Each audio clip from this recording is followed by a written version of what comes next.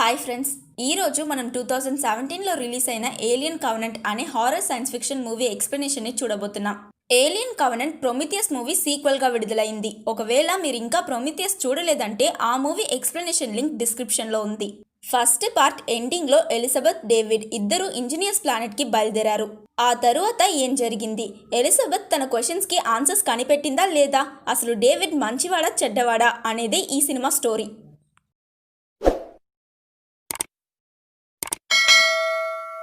Open చేస్తే flash బ్యాక్లో వేలన్ డేవిడ్ని create చేసిన సీన్ చూపిస్తారు. డేవిడ్ సరిగ్గా వర్క్ అవుతున్నాడా అని వేలన్ చెక్ చేస్తున్నాడు. నేనే నిన్ను క్రియేట్ చేశా డేవిడ్, కాబట్టి నేనే నీ ఫాదర్ అని పీటర్ వేలన్ చెప్పాడు. దానికి డేవిడ్, నన్ను మీరు సృష్టించారు, అలా అయితే మిమ్మల్ని ఎవరు సృష్టించారని అడిగాడు. ఎప్పటికైనా ఈ ప్రశ్నకి మనిద్దరం కలిసి జవాబు కనిపెడదాం డేవిడ్ అని పీటర్ వేలన్ చెప్పాడు. దానికి డేవిడ్ ఏం చెప్తాడంటే, మీ దగ్గర ఎక్కువ టైం లేదు ఫాదర్, మీరు ఒక మనిషి, తొందరగా చనిపోతారు, కానీ నేను అలా కాదు, నాకు చావే లేదు అని చెప్పాడు. డేవిడ్ చెప్పింది విన్న పీటర్ వేలాండ్ అన్కంఫర్టబుల్గా ఫీల్ అయ్యాడు. ప్రొమిథియస్ స్పేస్ షిప్ ఇంజనీర్స్ని వెతుకుతూ వెళ్ళిన 11 సంవత్సరాల తరువాత ఈ కథ జరిగినట్టు చూపిస్తారు. హ్యూమన్స్ ఒరిగే 6 అనే ప్లానెట్లో కొలనైజ్ అవ్వడానికి కవెనెంట్ అనే స్పేస్ షిప్ని పంపిస్తున్నారు. ఈ స్పేస్ షిప్లో 2000 మంది కాలనిస్ట్, 1140 హ్యూమన్ ఎంబ్రియో, ఇంకా 15 మంది క్రూ మెంబర్స్ ఉన్నారు. కవెనెంట్ స్పేస్ షిప్ ఒరిగే 6ని చేరుకోవడానికి చాలా సంవత్సరాలు పడతాయి, కాబట్టి అందులో ఉన్న అందరూ హైబర్నేషన్ పాడ్లో ఉంటారు. ఎలా అయితే ప్రొమిథియస్ స్పేస్ షిప్లో ఆ టీంతో పాటు డేవిడ్ని పంపించారో, అలాగే ఈ స్పేస్ షిప్లో కూడా వాల్టర్ అనే హ్యూమనాయిడ్ రోబోట్ ఉన్నాడు. వాల్టర్ చూడ్డానికి అచ్చం డేవిడ్ లానే ఉంటాడు, కానీ అతను డేవిడ్ కన్నా advanced robot. Covenant space ship Origae 6 ప్లానెట్ని చేరుకోవడానికి ఇంకా 7 సంవత్సరాలు పడుతుంది. ఈ ప్లానెట్ అట్మాస్ఫియర్ మనుషులు బ్రతకడానికి అనుకూలమైంది కాబట్టి వీళ్ళు అక్కడికి వెళ్తున్నారు. ఒక రోజు ఎప్పట్లానే వాల్టర్ ఆ స్పేస్ షిప్లో అన్ని సరిగ్గా ఉన్నాయా అని చెక్ చేస్తున్నప్పుడు ఒక స్టార్ నుంచి వచ్చిన షాక్ వేవ్ వల్ల వీళ్ళ స్పేస్ షిప్ డ్యామేజ్ అయిపోయింది. అందువల్ల హైబర్నేషన్ పాడ్లో ఉన్న క్రూ మెంబర్స్ ఒరిగే 6ని చేరుకోవడానికి ముందే లెగిచిపోయారు. కానీ ఈ క్రూ కెప్టెన్ జేక్ హైబర్నేషన్ పాడ్లో జరిగిన ఒక మాల్ ఫంక్షన్ వల్ల అందులోనే కాలి చనిపోయాడు. జేక్ భార్య కూడా ఇదే క్రూలోనే ఉంది. తన పేరు డానియల్స్. తనే ఈ సినిమాలో మెయిన్ క్యారెక్టర్. ఇతని పేరు క్రిస్. జేక్ చనిపోయాడు కాబట్టి ఇకపై ఇతనే ఈ క్రూకి కెప్టెన్. కవెనెంట్ స్పేస్ షిప్ బాగా డ్యామేజ్ అయిపోయింది. వీళ్ళు ఒరిగే 6ని రీచ్ అవ్వడానికి ఇంకా 7 సంవత్సరాలు పడుతుంది. కాబట్టి తొందరగా షిప్ని రిపేర్ చేసి మళ్ళీ హైబర్నేషన్ పాడ్కి వెళ్ళిపోవాలని క్రిస్ చెప్పాడు. ఇద్దరు క్రూ మెంబర్స్ స్పేస్ షిప్ బయట జరిగిన డ్యామేజెస్ని రిపేర్ చేస్తారు. అప్పుడు అందులో ఒక అతనికి ఏదో సిగ్నల్స్ దొరుకుతాయి, కానీ అది అతనికి క్లియర్గా ఉండదు. స్పేస్ షిప్ లోపలికి వెళ్ళాక అదేంటో తెలుసుకోవడానికి మళ్ళీ ప్లే చేస్తారు. ఆ సిగ్నల్లో వీళ్ళకి హ్యూమన్ వాయిస్ వినిపించింది. ఈ సిగ్నల్ ఎక్కడి నుంచి వస్తుందో చెక్ చేస్తారు. వీళ్ళున్న చోటికి పక్కనే ఉన్న ఒక ప్లానెట్ నుంచి ఈ సిగ్నల్ వస్తుంది. దాన్ని చెక్ చేసినప్పుడు ఆ ప్లానెట్ ఒరిగే 6 కన్నా మనుషులు బ్రతకడానికి చాలా అనుకూలంగా ఉంటుందని కనిపెట్టారు. గ్రావిటీ, ఆక్సిజన్, ఓషన్స్ అన్ని అచ్చం ఎర్త్లానే ఉన్నాయి. వీళ్ళు ఒరిగే 6కి వెళ్ళడానికి ఇంకా 7 సంవత్సరాలు పడతాయి. కానీ ఈ కొత్త ప్లానెట్కి వెళ్ళడానికి కొన్ని వారాలు ట్రావెల్ చేస్తే చాలు. ఒరిగే 6 కన్నా ఈ ప్లానెట్ రిసోర్సెస్ బాగున్నాయి, కాబట్టి క్రూ మెంబర్స్ అందరూ కొత్త ప్లానెట్కి వెళ్దామంటారు. దాంతో కెప్టెన్ క్రిస్ ఈ ప్లానెట్కి వెళ్దాం అని చెప్పాడు.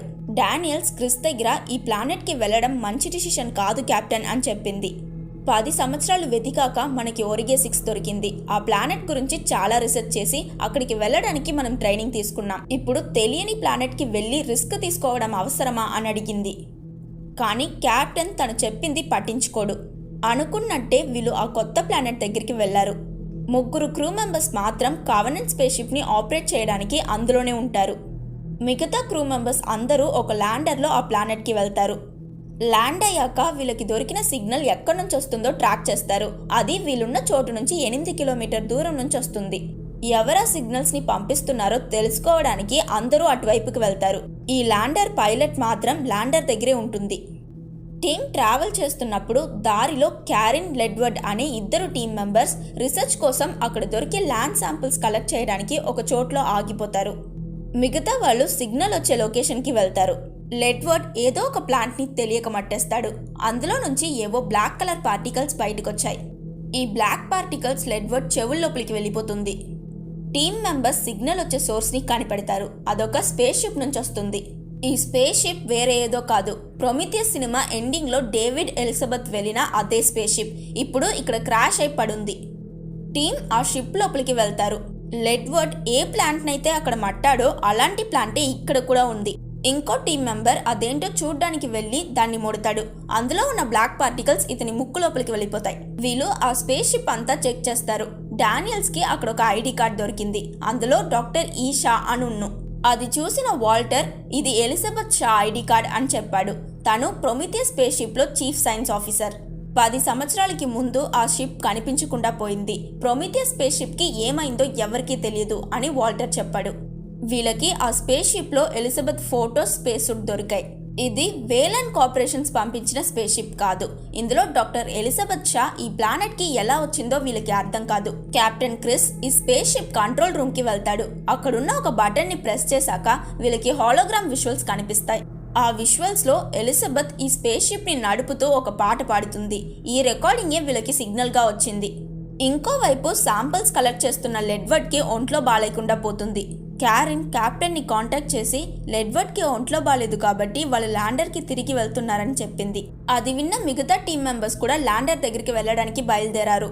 క్యారిన్ లెడ్వర్డ్ ని తీసుకుని ల్యాండర్ కి వెళ్ళింది. అప్పటికే అతని పరిస్థితి సీరియస్ అయిపోయిన్ను. ల్యాండర్ లో ఉన్న పైలట్ ఇంకా క్యారిన్ ఇద్దరు లెడ్వర్డ్ ని మెడికల్ రూమ్ కి తీసుకువెళ్లారు. లెడ్వర్డ్ బీప్ నుంచి రక్తం రావడం చూసిన పైలట్ వాళ్ళిద్దరిని ఆ రూమ్ లో లాక్ చేసేసింది. టీం ని కాంటాక్ట్ చేసి వాళ్ళని త్వరగా అక్కడికి రమ్మనింది. ఈ టీం మెంబర్స్ లో ఒక అతని ముక్కు లోపలికి బ్లాక్ పార్టికల్స్ వెళ్ళాయి కదా, అతనికి కూడా ఒంట్లో బాలేకుండా పోయింది. ఇంకోవైపు క్యారిన్ పైలట్ దగ్గర డోర్ ఓపెన్ చేసి తనని బయటకు వదలమని అడిగింది. లెడ్వర్డ్ కి ఏమైందో తెలీదు, నువ్వు కూడా ఇన్ఫెక్ట్ అయి ఉండొచ్చు.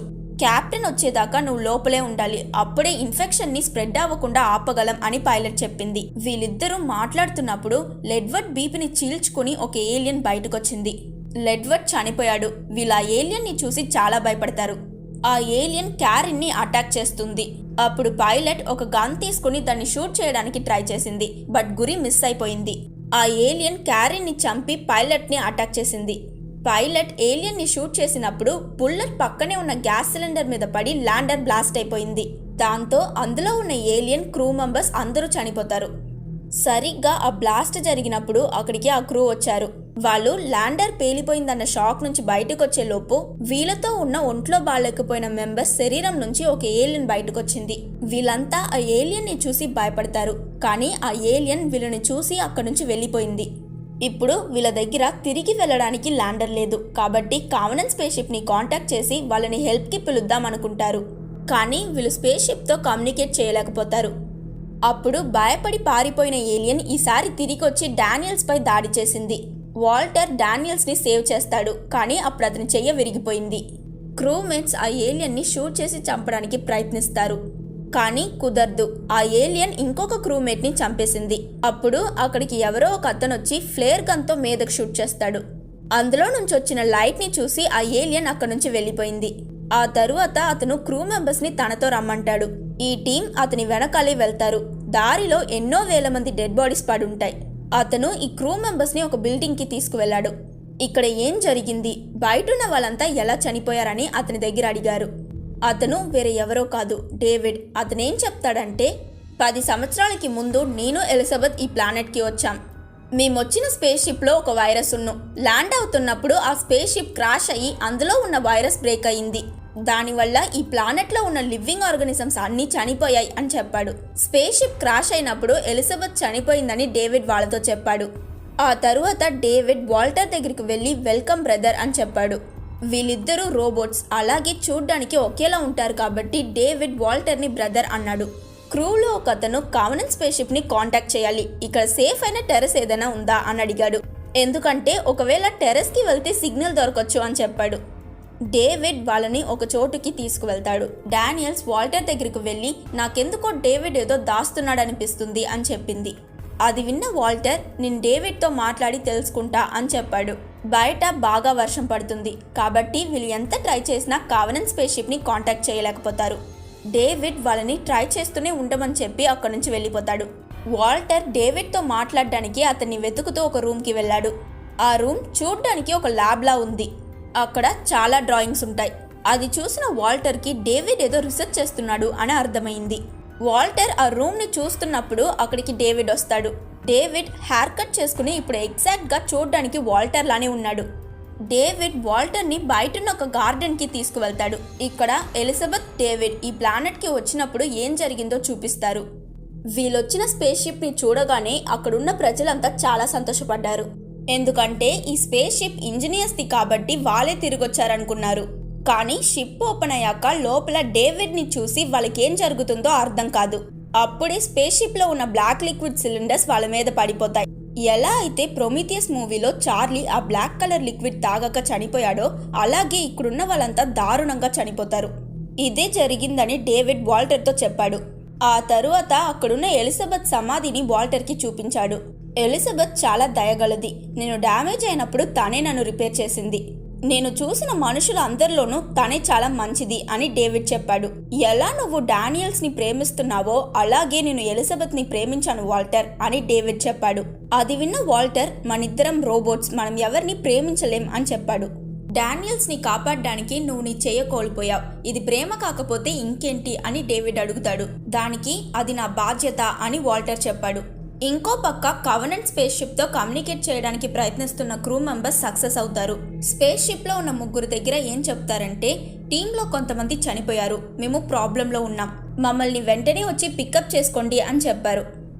ఇతని పేరు టెనసీ. ఇతనే ఈ స్పేస్ షిప్కి పైలట్. క్రూ మెంబర్స్ చెప్పింది విన్న టెనసీ వెంటనే ఆ ప్లానెట్కి వెళ్ళాలని నిర్ణయించుకున్నాడు. వీళ్ళు డేవిడ్ని కలిసినప్పుడు ఒక ఏలియన్ అక్కడ నుంచి పారిపోయింది కదా, ఆ ఏలియన్ తిరిగి వచ్చేసింది. ఆ ఏలియన్ క్రూలో ఒక అమ్మాయిని చంపేసింది. అప్పుడు అక్కడికి డేవిడ్ వస్తాడు. ఆ ఏలియన్, డేవిడ్ ఇద్దరు ఒకరినొకరు చూసుకుంటున్నారు. ఆ టైంలో కెప్టెన్ అక్కడికి వస్తాడు. చనిపోయి పడున్న క్రూమేట్ని చూశాక ఆ ఏలియన్ని షూట్ చేయడానికి గురి పెడతాడు. కానీ డేవిడ్ షూట్ చేయొద్దన్నాడు. మీరు ఆ ఏలియన్ని సరిగ్గా ట్రీట్ చేస్తే అది జీవితాంతం మీకు విశ్వాసంగా ఉంటుందని డేవిడ్ చెప్పాడు. కానీ కెప్టెన్ అతను చెప్పింది వినిపించుకోకుండా ఆ ఏలియన్ని షూట్ చేసి చంపేశాడు.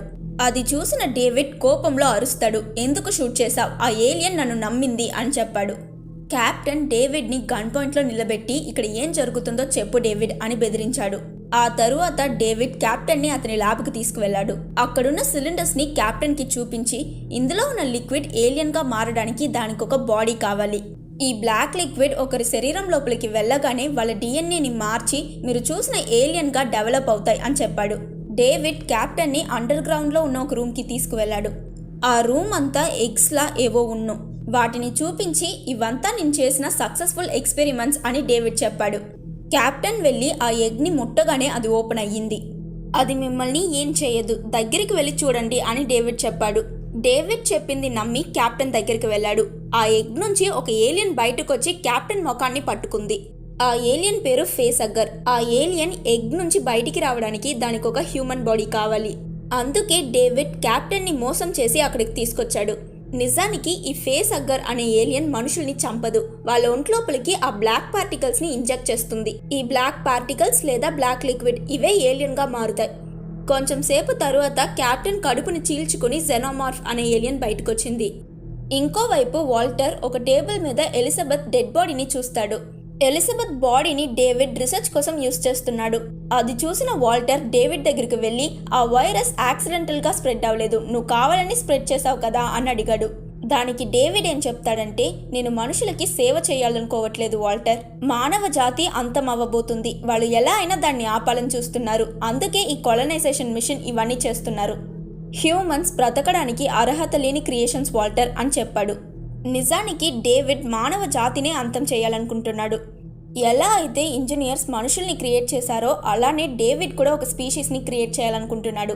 ఇంజనీర్స్ మనుషుల కన్నా ఎలా సుపీరియర్ క్రియేచర్సో అలాగే డేవిడ్ కూడా వీటికి సుపీరియర్గా ఉండాలనుకుంటున్నాడు. డేవిడ్, ఎలిజబెత్ ఈ ప్లానెట్కి వచ్చినప్పుడు డేవిడ్ రిలీజ్ చేసిన బ్లాక్ కలర్ లిక్విడ్ ఇక్కడున్న ఒక ప్లాంట్ మీద పడి ఆ బ్లాక్ పార్టికల్స్ ఉన్న ఎగ్లా మారింది. ఈ బ్లాక్ పార్టికల్స్ ఇంకా బ్లాక్ లిక్విడ్ రెండూ ఒక్కటే. ఇప్పుడు డేవిడ్ వాల్టర్ దగ్గర ఏం చెప్తాడంటే, నువ్వు కూడా నాతో కలిసిపో వాల్టర్, మనం ఒక పర్ఫెక్ట్ ఆర్గానిజంని సృష్టిద్దాం. కవెనెంట్ స్పేస్ షిప్లో 2000 మంది హ్యూమన్స్ ఉన్నారు. వాళ్ళందరి మీద అతను రీసెర్చ్ చేయాలనుకుంటున్నాడు. అది విన్న వాల్టర్, నువ్వు ఇక్కడ నుంచి ఎక్కడికి వెళ్ళకూడదు డేవిడ్ అన్నాడు. డేవిడ్ మోసం చేసి వాల్టర్ని డిసేబుల్ చేసేస్తాడు. కవెనెంట్ స్పేస్ షిప్లో ఉన్న టీం మెంబర్స్ ఇంకో ల్యాండర్లో వీళ్ళని పికప్ చేసుకోవడానికి వస్తున్నారు. ఈ చోటు సేఫ్ కాదు, 15 నిమిషాలలో ల్యాండర్ వస్తుంది, ఇక్కడ నుంచి బయలుదేరాలి. వెంటనే కెప్టెన్ ఎక్కడున్నాడో వెతకండి అని క్రూ మెంబర్స్ దగ్గర డానియల్ చెప్పింది. అందరూ కెప్టెన్ ని వెతుకుతారు. అప్పుడు ఇద్దరు క్రూమేట్స్ అండర్ గ్రౌండ్ లో ఉన్న కెప్టెన్ డెడ్ బాడీని చూశారు. ఫేస్ హగ్గర్ ఏలియన్ వీళ్ళని కూడా అటాక్ చేసింది. అది ఒక అతని ఒంట్లో బ్లాక్ పార్టికల్స్ ని ఇంజెక్ట్ చేసింది. వీళ్ళు దాన్ని ఎలాగో చంపేస్తారు. వెంటనే జెనోమార్ఫ్ ఏలియన్ వాళ్ళని అటాక్ చేసి ఒక అతన్ని చంపేసింది. ఇన్ఫెక్ట్ అయిన వ్యక్తి అక్కడి నుంచి తప్పించుకుంటాడు. ఇంకోవైపు డానియల్స్ డేవిడ్ ఎలిజబెత్ మీద చేసిన ఎక్స్పెరిమెంట్ డ్రాయింగ్స్ ని చూసేసింది. అప్పుడు డేవిడ్ అక్కడికి వచ్చి డానియల్స్ ని చంపడానికి ప్రయత్నిస్తాడు. సరైన సమయానికి వాల్టర్ వచ్చి డానియల్స్ ని కాపాడతాడు. Walter latest model robot. Problem వచ్చినప్పుడు తనని తాను రిపేర్ చేసుకోగలడు. డేవిడ్, వాల్టర్ ఇద్దరు ఫైట్ చేస్తారు. వాల్టర్ డానియల్స్ ని అక్కడి నుంచి వెళ్ళిపోమంటాడు. ఆ క్రూలోనే డానియల్స్ ఇంకా ఇన్ఫెక్ట్ అయిన వ్యక్తి వీళ్ళిద్దరూ మాత్రమే ప్రాణాలతో ఉన్నారు. ఇద్దరూ ఆ బిల్డింగ్ నుంచి బయటకు వచ్చి ల్యాండర్ కోసం వెయిట్ చేస్తారు. ల్యాండర్ వచ్చే టైంకి వాల్టర్ కూడా అక్కడికి వచ్చేసాడు. వీళ్ళు ముగ్గురు ల్యాండర్ లోపలికి వెళ్ళాక డానియల్స్ వాల్టర్ దగ్గర డేవిడ్ ఎక్కడా అని అడిగింది. డేవిడ్ ఇక తిరిగి రాడని వాల్టర్ చెప్పాడు. వీళ్ళ ల్యాండర్ మీదకు వెళ్తున్నప్పుడు ఆ జెనోమార్ఫ్ ఏలియన్ వీళ్ళ ల్యాండర్ మీదకు వచ్చేసింది. డానియల్స్ ఒక గన్ తీసుకుని బయటకు వెళ్లి దాన్ని షూట్ చేయడానికి ట్రై చేసింది. వాల్టర్ కూడా డానియల్స్ కి హెల్ప్ చేయడానికి వెళ్తాడు. వీళ్ళిద్దరూ ఎలాగో ఆ జెనోమార్ఫ్ ని చంపి దాన్ని ల్యాండర్ నుంచి కిందకు తోసేస్తారు. వీళ్ళంతా కవెనెంట్ స్పేస్ షిప్ ని చేరుకుంటారు. ఇప్పుడు స్పేస్ షిప్ లో వాల్టర్ తో కలిపి మొత్తం 6 ఉన్నారు. స్పేస్ షిప్ ని ఆపరేట్ చేయడం కోసం స్టార్టింగ్ లో ముగ్గురు ఆ ప్లానెట్ కి వెళ్ళలేదు. ఆ ముగ్గురు డానియల్స్, ఇన్ఫెక్ట్ అయిన వ్యక్తి ఇంకా వాల్టర్ వీళ్ళే ప్రాణాలతో ఉన్నారు. నెక్స్ట్ డే ఇన్ఫెక్ట్ అయిన క్రూ మెంబర్ శరీరం నుంచి ఇంకో జెనోమార్ఫ్ ఏలియన్ బయటకు వచ్చింది. అది ఇప్పుడు వీళ్ళ స్పేస్ షిప్ లోనే ఉంది. ఆ ఏలియన్ ఇద్దరు క్రూ మెంబర్స్ ని చంపేసింది. ఇప్పుడు డానియల్స్ తనతో పాటు టెనసీ అనే ఇంకో క్రూ మెంబర్ వీళ్ళిద్దరూ మాత్రమే ప్రాణాలతో ఉన్నారు. వాళ్ళు ఆ ఏలియన్ ని చంపడానికి వెళ్తారు. అప్పుడు జెనోమార్ఫ్ డానియల్స్ వెంటబడుతుంది.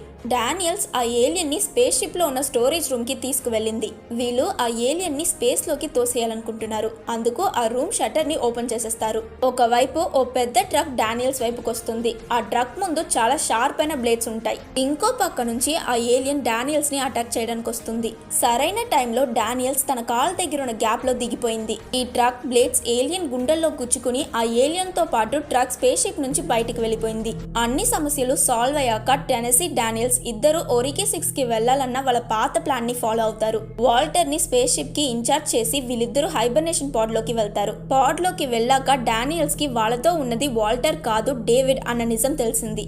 అప్పటికే తను పాడ్లో ఉండడం వల్ల డేవిడ్ తనని క్రయోస్లీప్ కి పంపించేస్తాడు. ఆ తరువాత డేవిడ్ హ్యూమన్ ఎంబ్రియోస్ ఉన్న చోట్లో అతను తీసుకొచ్చిన ఫేస్ హగ్గర్ ఏలియన్ ఎగ్స్ ని సేఫ్ గా పెడతాడు. అండ్ అక్కడితో ఏలియన్ కవెనెంట్ అనే ఈ సినిమా ఎండ్ అయిపోయింది. సో డేవిడ్ ఈ ఫేస్ హగ్గర్ ఏలియన్ ఎగ్స్ తో ఏం చేయబోతున్నాడు? అసలు ఇంజనీర్స్ కి ఏమైంది? వాళ్ళెందుకు హ్యూమన్స్ ని చంపాలనుకున్నారు? ఈ క్వశ్చన్స్ కి answer Prometheus part 3 alien awakening అనే మూవీలోనే తెలుస్తుంది.